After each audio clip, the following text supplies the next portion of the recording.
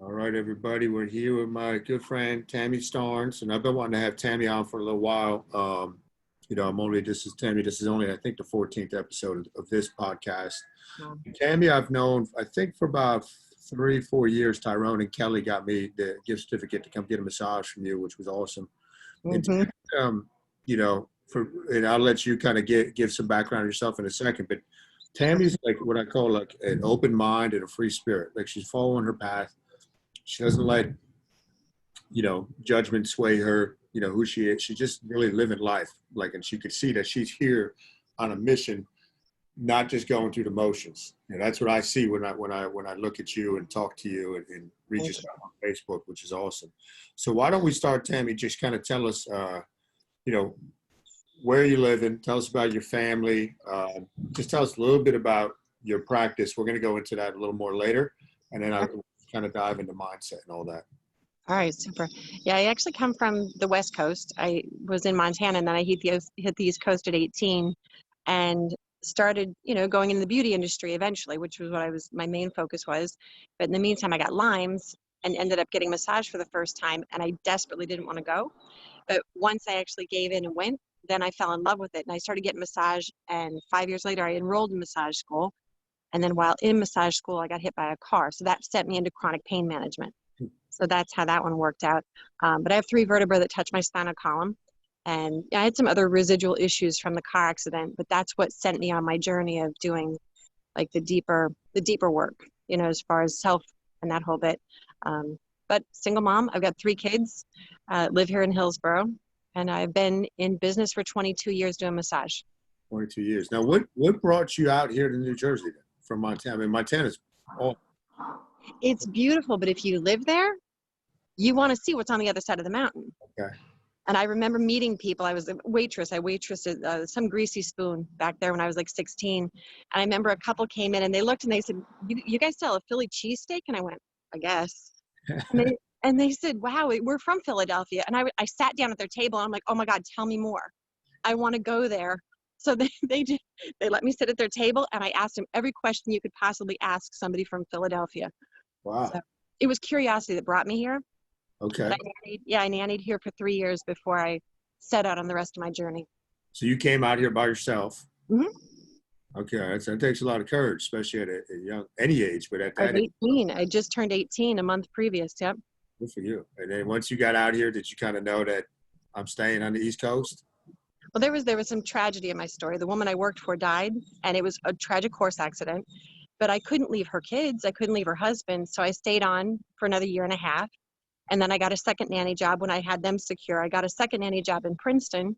And then I started going to beauty school because that was his holdback. I mean, he didn't want me to basically leave them at all. And I said, well, you're not my husband. These aren't my kids. I have to move on.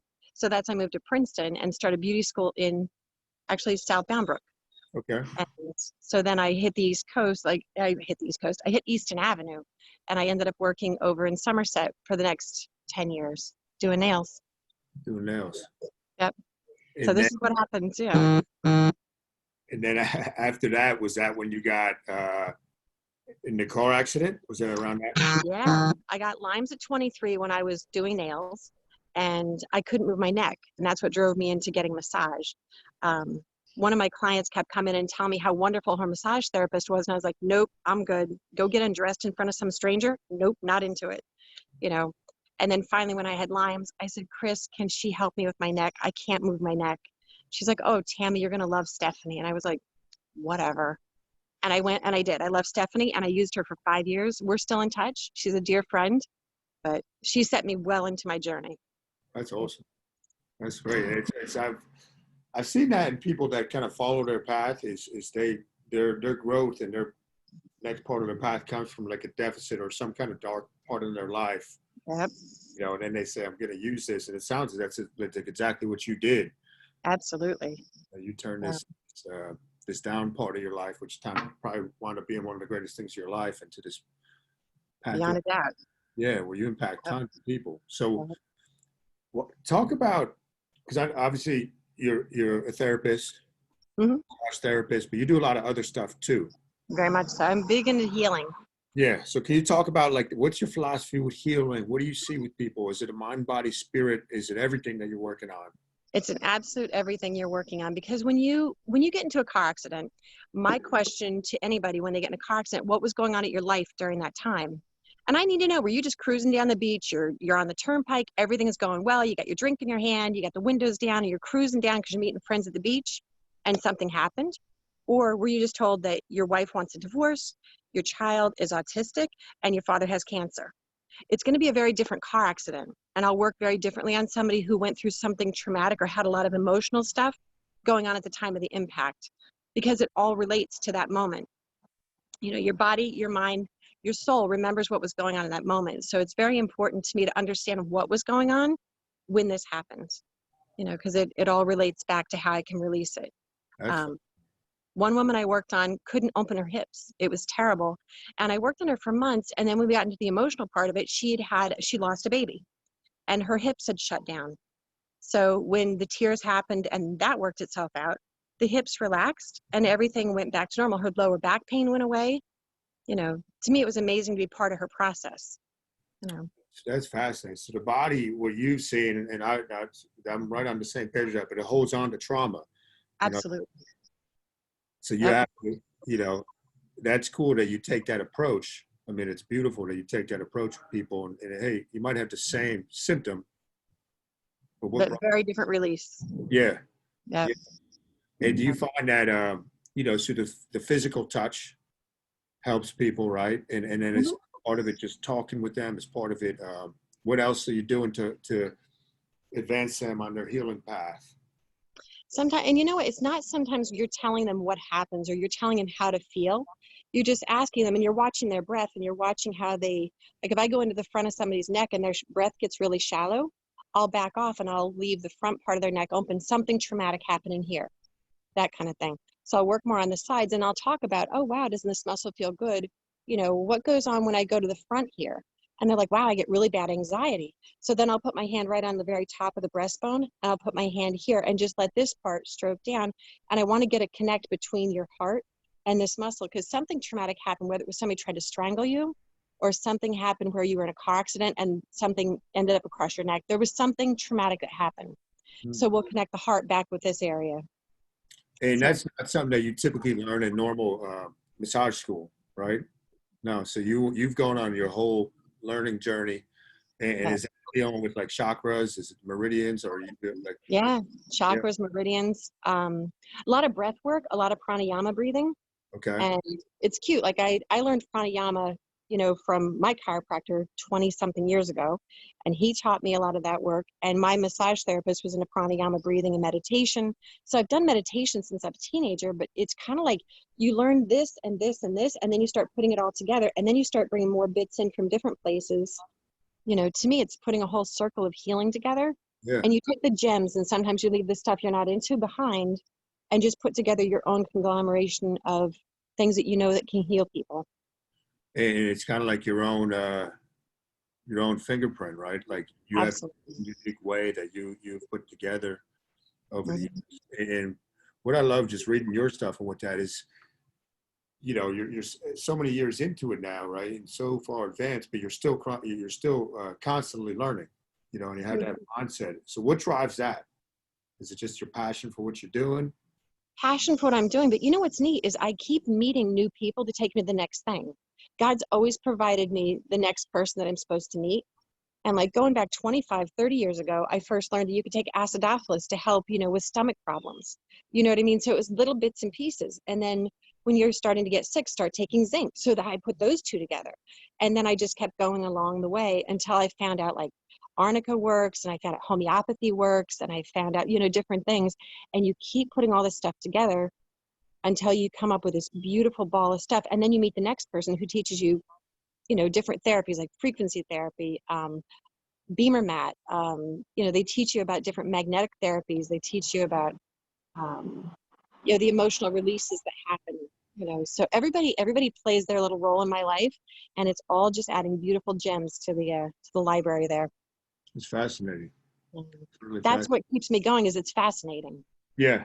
Yeah. And I Yeah. know what you're saying how one thing connects to the next. And it's like this this bread. Dot to dot.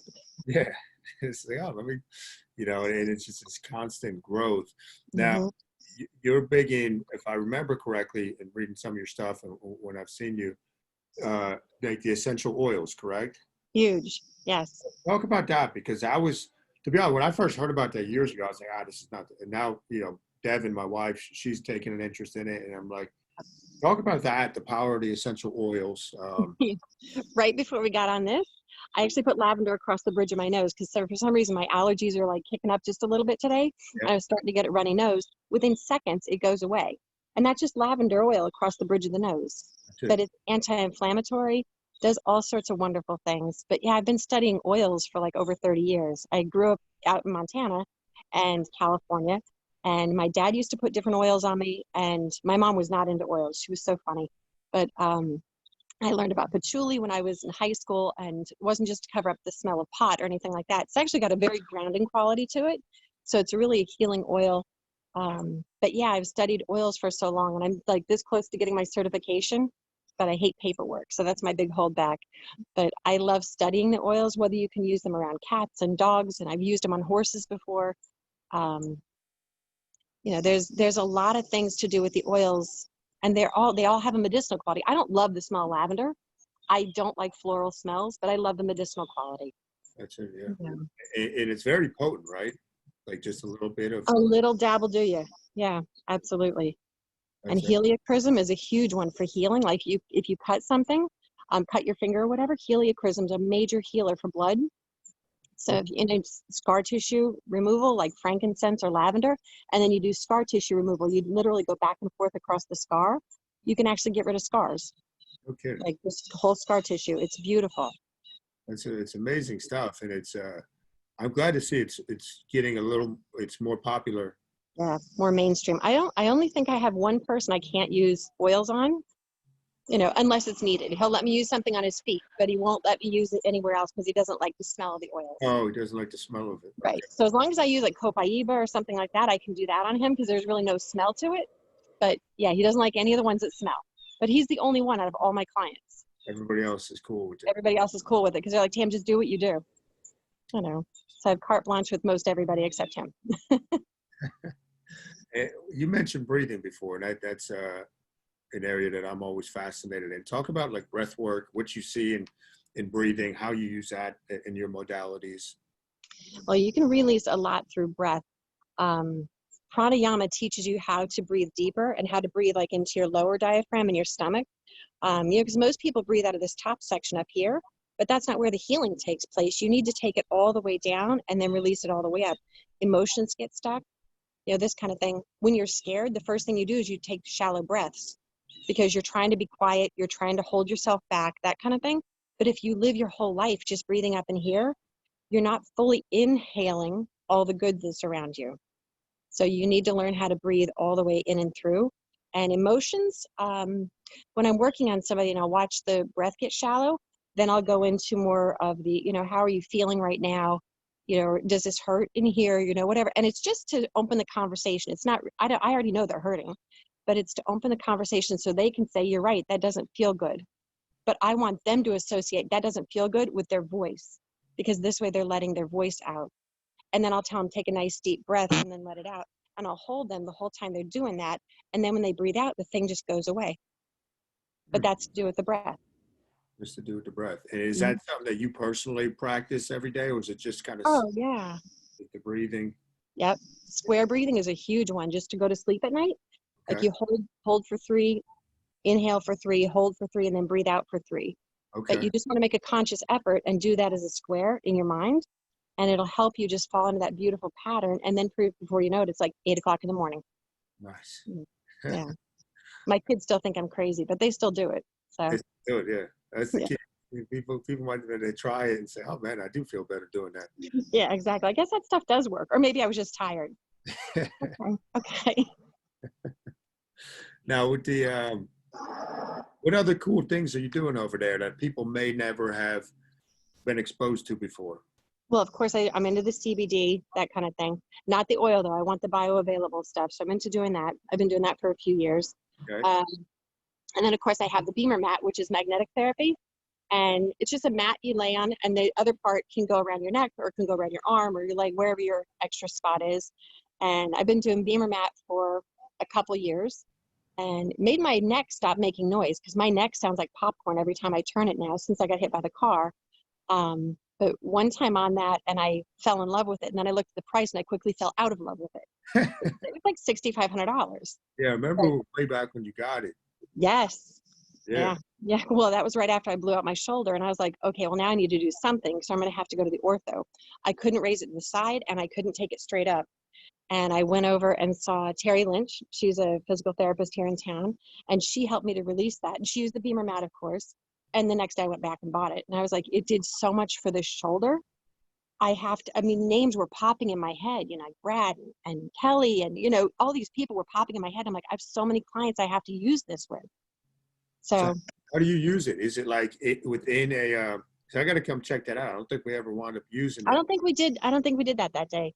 Yeah. But yeah, just come check it out, because it's just, what is it, $20 for an 8-minute session. That's all it is 8 minutes though. So it's different that you're not using it while you're doing the massage. No, because it's, what, because it's a $7,000 unit, I don't want to lay it underneath the mat, because I've already, gone through my table warmers. Every 2 years I go through a new table warmer, which is like $75, $100.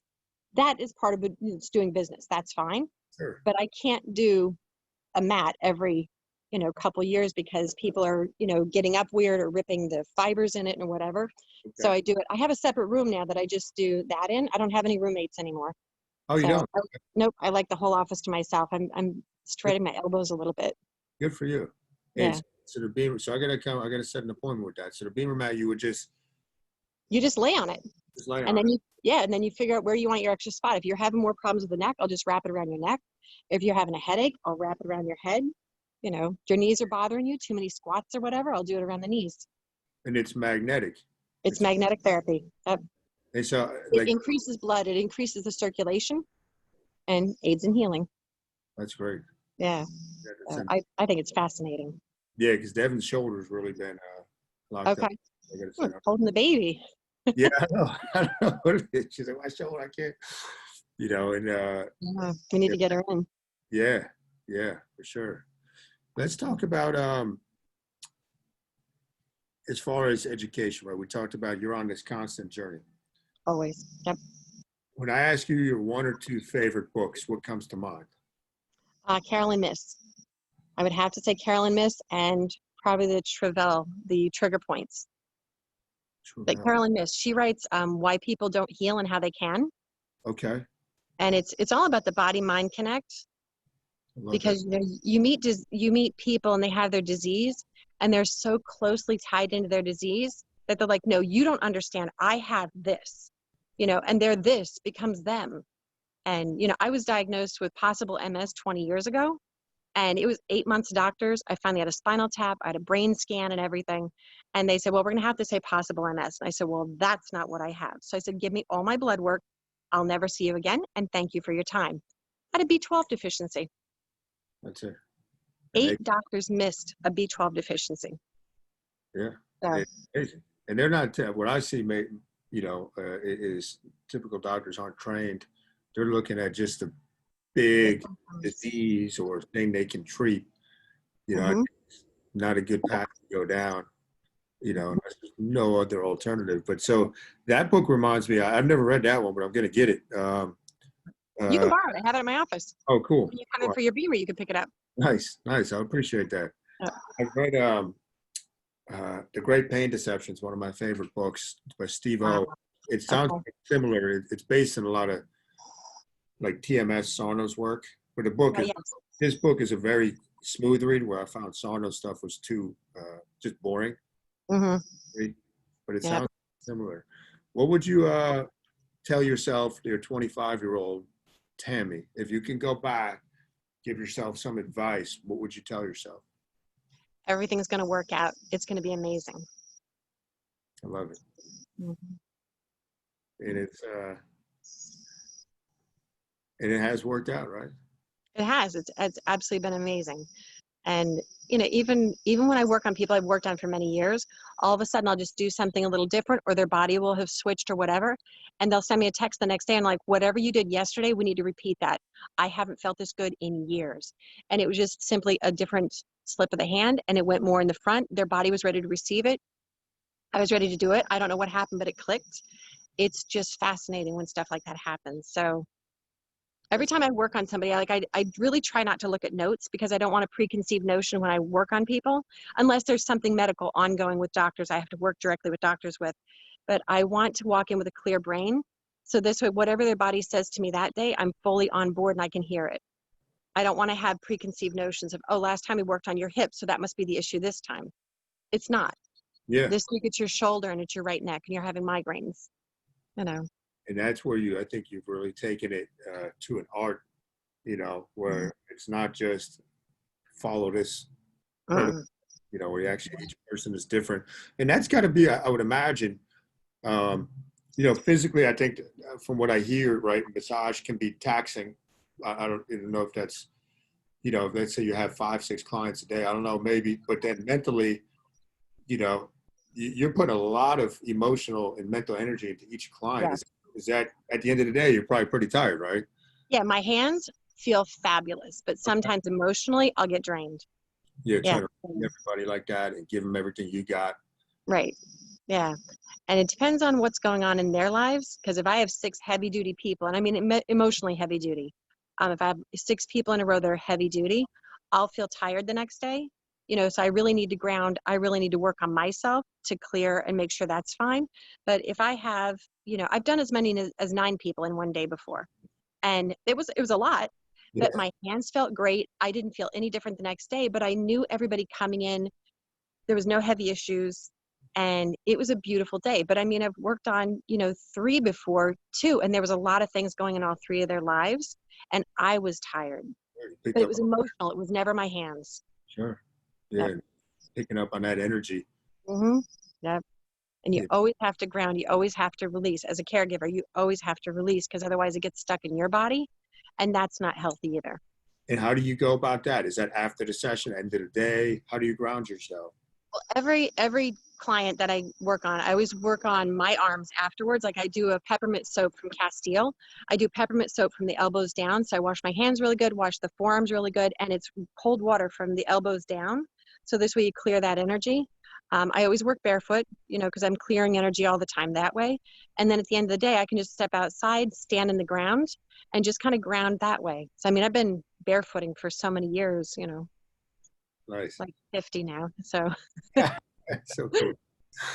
That's awesome. What do you think if you were to look 5 years from now, what is Tammie doing? Like, where are you at? What's going on in your life? The healing center. I definitely want something more with a pyramid. I definitely want something more with mixed modalities in there. I want more therapists, and I want more therapy options. Okay. I'm learning a lot, even with this corona thing, I'm learning a lot about corona. I'm learning about different cellular level things that we can do with people. So there's a lot of things coming up and that are be coming to the forefront that had to be hidden before. I've had a Royal Rife machine for over 20 years. And when I bought it 20 years ago, there was a gag order attached to it. You couldn't talk about the machine. I could use it on myself. I could use it on my family. But like to contact you and be like, hey, listen, I know you've been diagnosed with blah, blah, blah. I can help you. I couldn't do that because there's a gag order attached to it. And I'm like, that's not right. Yeah, that's it. Yeah, Big Pharma doesn't like, machines that can actually help people. They don't like therapies that can actually prevent us from getting sick.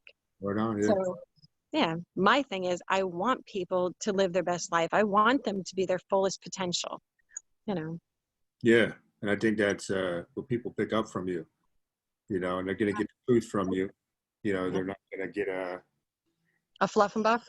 yeah, and I've always picked up on that from you. It's like, you're going to get the truth, and you're going to get a real genuine spirit, not someone telling you what you want to hear, Right. Yeah, that's pretty awesome. Cool. So when people want to seek you out, what's the best way? And I'll put this in the show notes, but what's the best way to get in touch with you? How do you prefer them to is it all word of mouth? Or do you only accept clients that, like, tell us how the business works? How can people get in touch with you or find out more about you? Yeah, they can certainly go to my website. That's like the easiest way because that way you can see all the information right there. But you can certainly text me. You can email me. Text is probably easier just Okay. because I see it quicker. My emails, obviously, right now with everything going on in the world, my emails are crazy. You know, but text is the easiest way. Calling obviously is perfect. And if I can't catch your call, I'll certainly return it. But yeah, those are the easiest ways to get in touch with me. Well, and what's the website? So people. Tammie S. Uh, at massagetherapy.com. Okay. It's always a link on my phone, so I don't have to think Yeah, about I got you. Yeah, at massagetherapy.com. Cool. I'll put that in the notes. Let me just silence that. Any last words of wisdom you want to share with us, Tammie, before we wrap this episode up? No, I think we're pretty good. But yeah, I mean, if people, oh, you know what? The other thing is if people are looking for somebody and I'm not the right fit for them, I refer out left and right, whether it's doctors, other practitioners, chiropractors, other massage therapists. I have such a beautiful, beautiful circle of different healers and different massage therapists. Like we all refer to each other in Hillsborough. And we had a gentleman actually call. I think he called the Hillsborough Massage, and they were too busy to get him in. They sent him my number. I was at the bison farm with my daughter. I sent him to two different therapists. And then the next day, just as a follow-up, I called him up to make sure his son was okay. And he goes, I have never seen a town work so well together of massage therapists. He goes, you guys aren't in competition. You work together. Yeah, And I was so proud. So I made sure to reach out to all the massage therapists that had been referring back and forth. And I'm like, kudos, guys. We did an amazing job. And the young man got a massage, and he did great. that's fantastic. Yeah. Again, that's something that comes across from you. You're not doing this out of position you don't need, because that's a negative energy where you need it. And you're, hey, I'm not the right fit. I'm going to, I want you to get the healing, but it's not from me. yeah, Yep. I guarantee you that, that void and that vacuum is filled with the right person for you. Surely Yes, after. Yeah. absolutely. I'm so glad we did this, Kyle. Thank you. Yeah. Yeah. Let me just shut it on Facebook here. Perfect.